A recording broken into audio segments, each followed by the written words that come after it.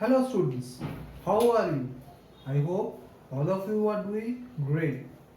Also, I hope you are enjoying our videos. Now, before we start this topic, let us first recall what we studied. Then, to know in detail, kindly click the link below of part 1 and part 2. I will only talk about part 2. Now, in part 2, what we have studied? Now, the causes of the revolt of 1857. I will repeat again. Causes of the revolt of 1857. Now, we mostly studied two causes. What was the first cause? First cause was the social and religious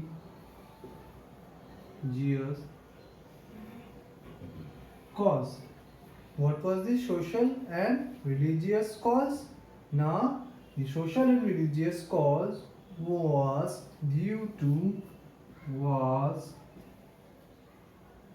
due to the interference of the East India Company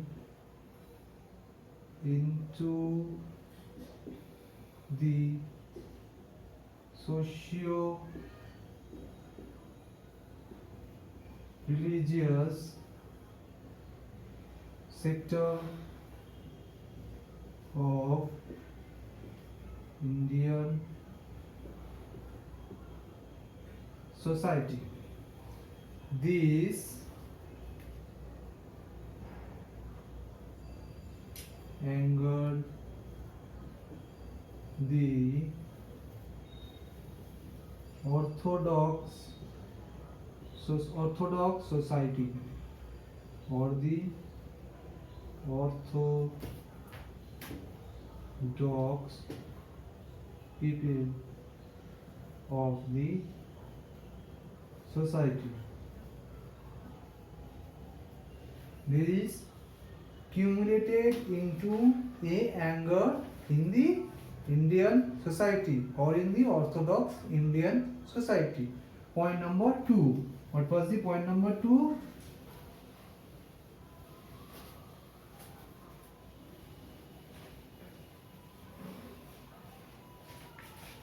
Point number 2 was the economic cause.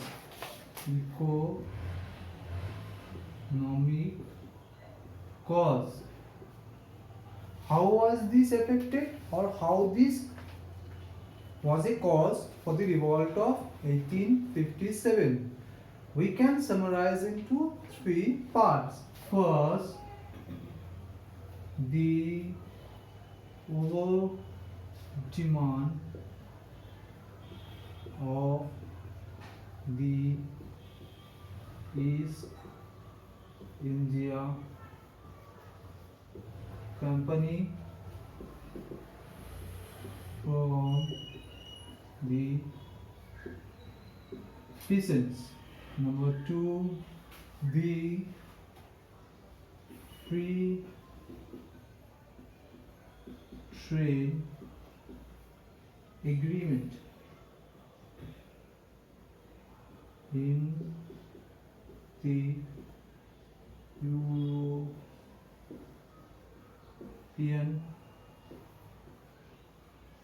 power, which caused a decline of cottage industries. Number 3, drain of wealth. This one we will elaborate when we talk of this one. will elaborate when we will talk about later in our video. Now, let us dive into today's causes or the main points which we will be discussing today. Today we will be discussing two important points. The first point is the military grievances. The military grievances can be summarized into mainly 3 points. What was the first point? Na extension of the military service.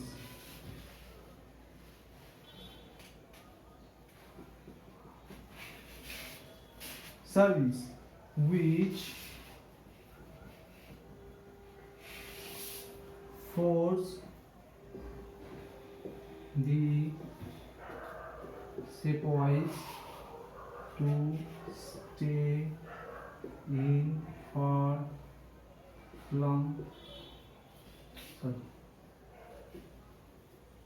areas even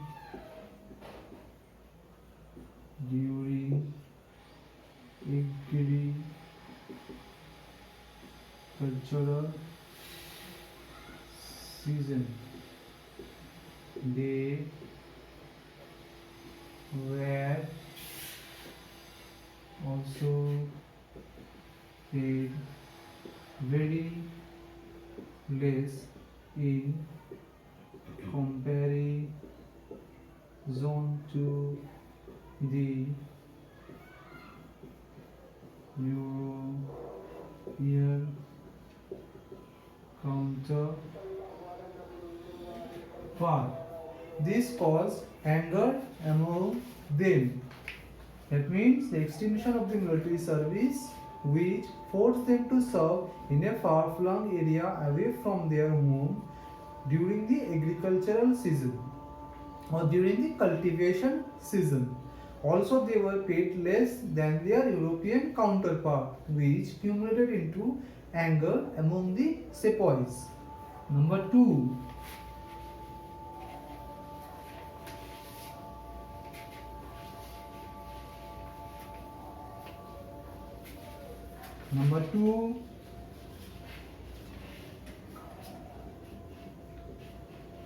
General Service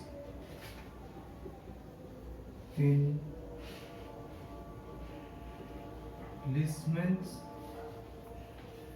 Act of 1856, which forced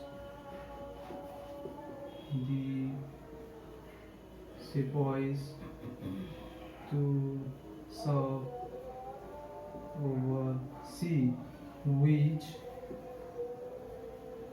was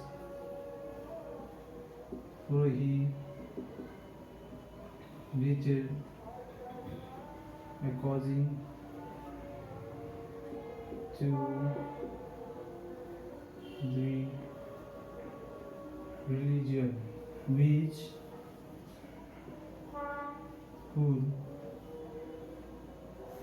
could lead to the loss of religion. This meant that the sepoys were forced to serve overseas, and which was prohibited by the law or by the traditional society and by the religious society, both for Hindus and Muslims.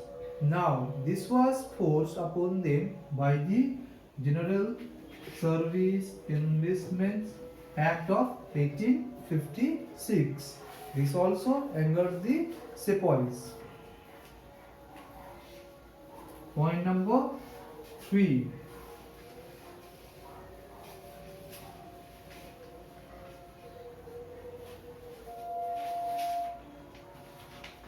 The Post Office Act of 1854, which withdraw the free postal facility.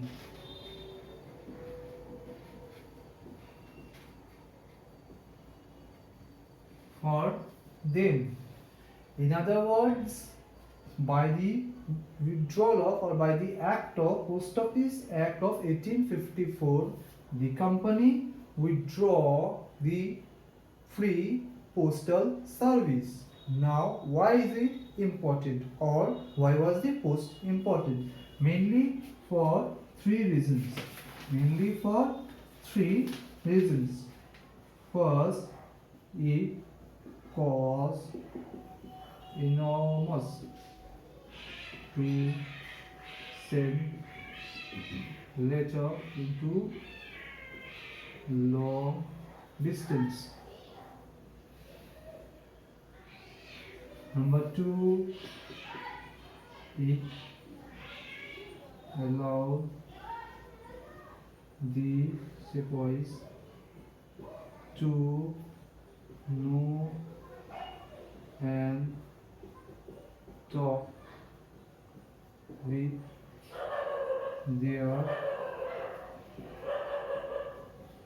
loved ones. Number three, it allowed them to contact and keep their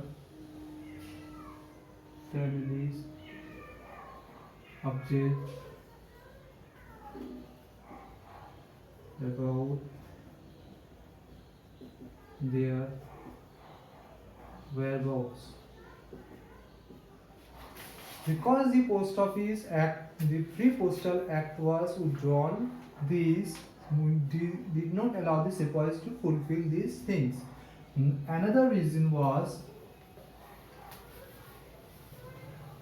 because the sepoys served a long distance.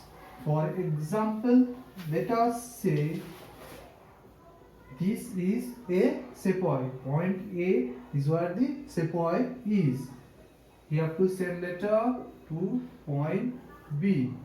Right. The distance between point A and point B is 3000 kilometer. And let's say it costs them around 520 rupees. In those days, the 520 rupees was equal to 52,000 rupees. That is why this angered the president, this angered the sepoys. Next point. Political cause.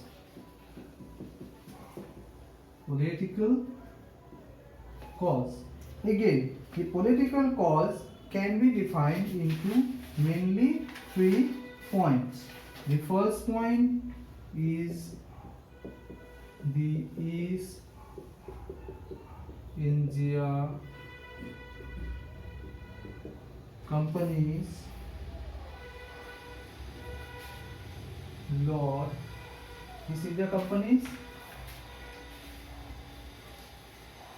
Lord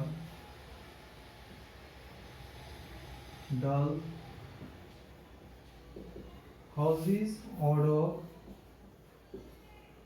to the Mughals. What was the order? Order was the eviction of the Red Fort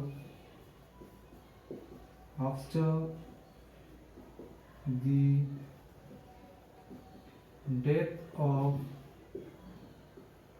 Bahadur Shah II. Why was this important? Because Red Fort was a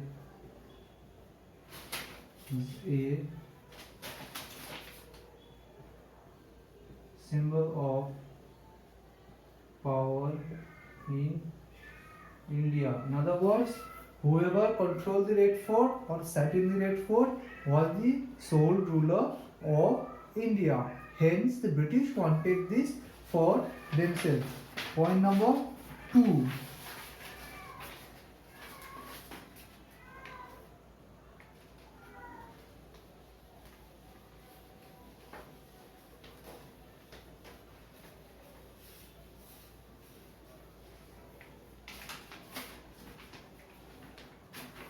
Point number 2,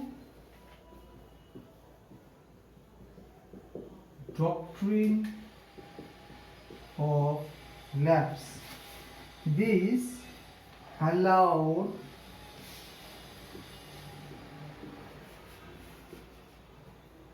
the company to take over any princely state if the ruler had no male heir. That means if the ruler had no male heir, the company can take over the state or the princely state. This was introduced by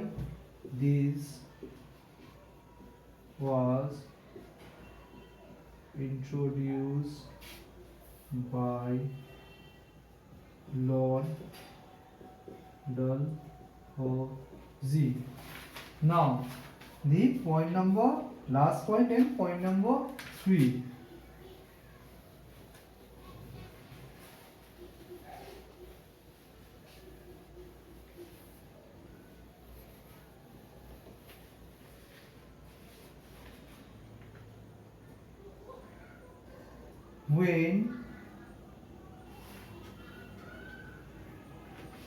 Point number 3.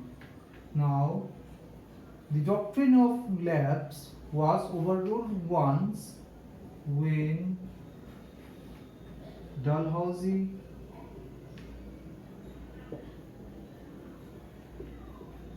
wanted to apply the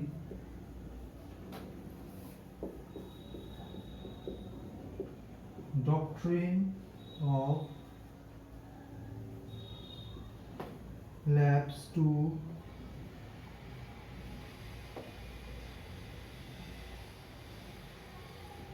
Kalauri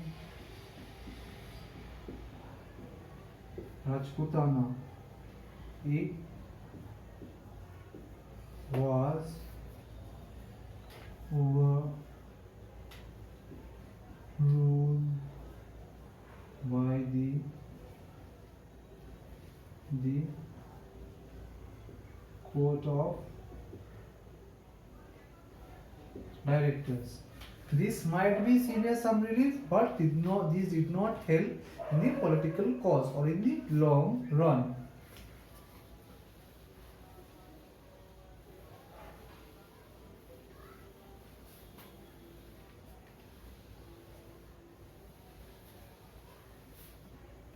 For today, we will complete up to here only.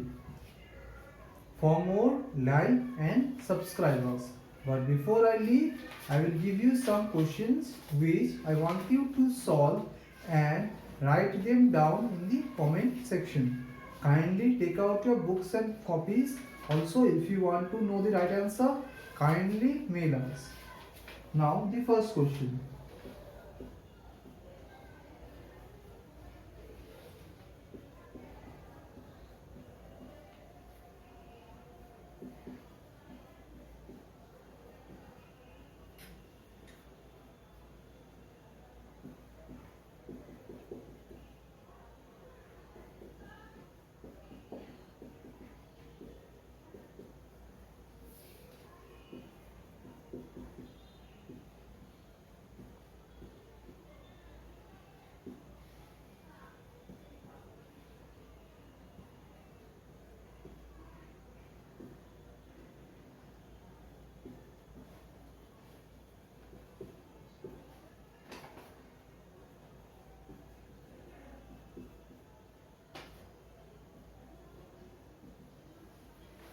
Write the right answer in the comment section.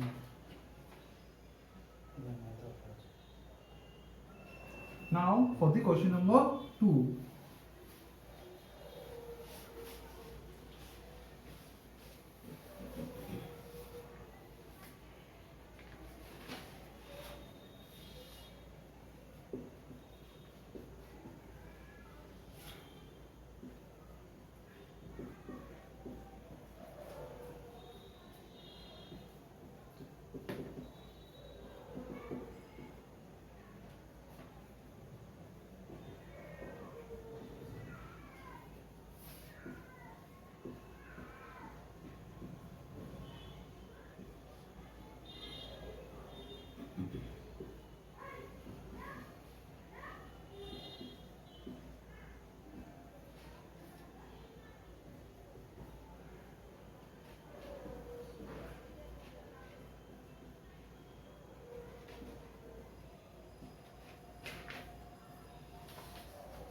Write the right answer in the comment section. Last question for our adult viewers or those who are a degree in history. Write the right answer in the comment section.